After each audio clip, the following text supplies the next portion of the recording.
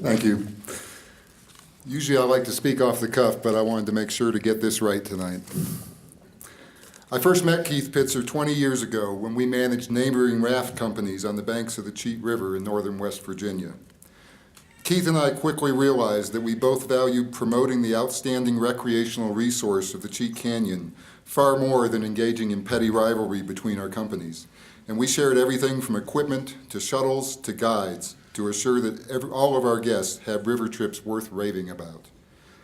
That sense of giving and sharing with no concern for personal gain or credit epitomizes Keith Pitzer. Not long after we met, a massive blowout of acid mine drainage from a recently closed coal mine turned the entire Cheat River bright orange and would have resulted in an equally massive fish kill if there were any fish there to kill.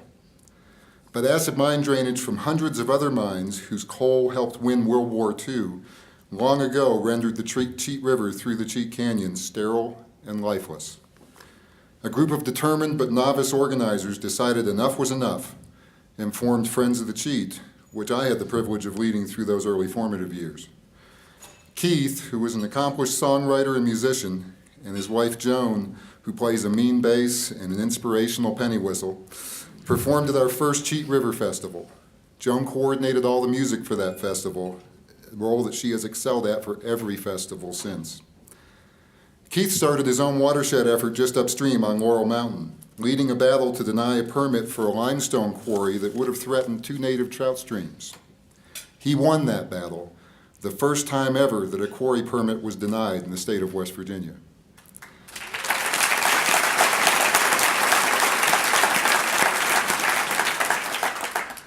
Keith then joined the board of Friends of the Cheat and very quickly became first the board president and then executive director when I moved on to other pursuits. What Keith did next was nothing short of amazing. Throughout this past decade, he took a fledgling organization founded on the premise that partnerships and handshakes could do more than raise fists in protests and transformed a philosophy and dreams into on-the-ground and in-the-water results. He secured millions of dollars of reclamation funding and directly managed the projects that brought fish back first to Beaver Creek, a small tributary, and then the Cheat Canyon itself. He started our own in-house mapping and monitoring program. He negotiated the purchase of multiple river accesses. He initiated efforts to purchase 2 rail trail segments, established an educational driving tour of the watershed, and started work on an extensive outdoor classroom with a majestic timber frame pavilion as its centerpiece. But most of all, Keith brought out the best qualities in everyone he met. He fought and won many battles, but never by confrontation. His battles were against apathy, misplaced values, and lethargic bureaucracies. He won those battles by putting everyone he met at ease, while inspiring them to care, to contribute, and to excel. He still inspires us today, even after facing quite literally the battle of his life. Less than 2 years ago, Keith was diagnosed with inoperable cancer. Like every other battle against what experts claimed were insurmountable odds, he faced this challenge head on. He researched all there was to know, every strategy, conventional or not, and for a while it looked like he just might pull off another miracle. And Keith kept enabling the best in those he'd inspired to bring the rest of the watershed back to life, even as his own life hung precariously in the balance. Excuse me. And through it all, he kept writing the heartfelt music he and Joan performed at venues throughout West Virginia and surrounding states. This past December, Keith finally lost that last battle. His body is no longer with us, but his spirit lives on in every life he touched and still touches.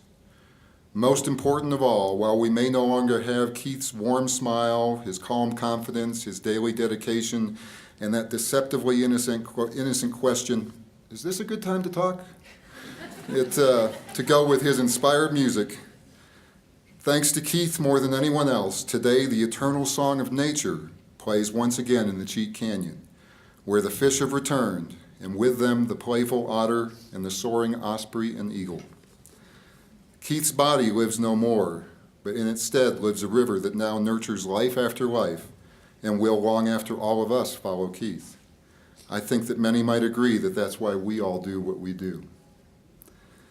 I'm humbled and honored tonight to present this paddle to Keith's wife, Joan, to accept on Keith Pitzer's behalf, as Keith honored all of us in rivers everywhere through a life that ended far too soon. Keith is indeed a hero to the river, to me, and to many, many more. I miss him every day. Joan?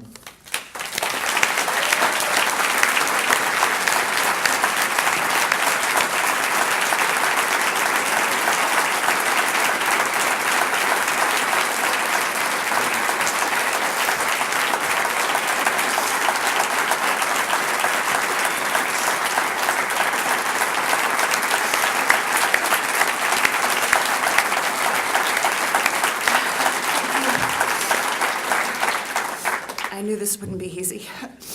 And first I want to thank all of those who made this possible, all the people at River Network, and Catherine for being so generous and helpful. And I also would like to thank the two Vista volunteers that were the ones that nominated him and worked very hard to move this all forward. Keith was always a steward of the land, even when we came from the flatlands of Ohio, and turned his father's conventional methods of farming into organics. And then we made a few trips to West Virginia and fell in love with mountains and streams there, which were an inspiration to a lot of his songs and a lot of his writing.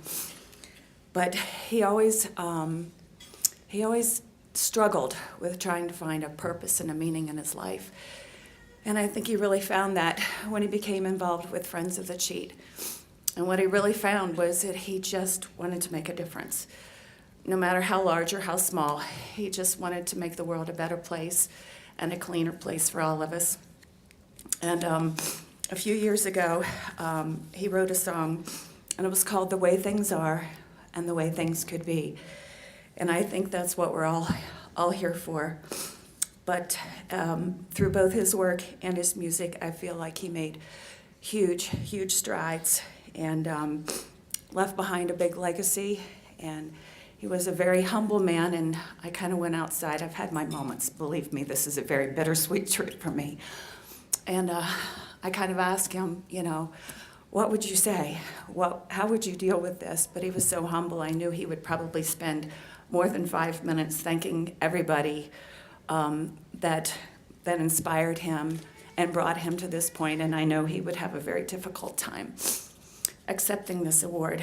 And I just want to make a toast. I think all of you are river heroes, and I just want to toast my hero. Thank you.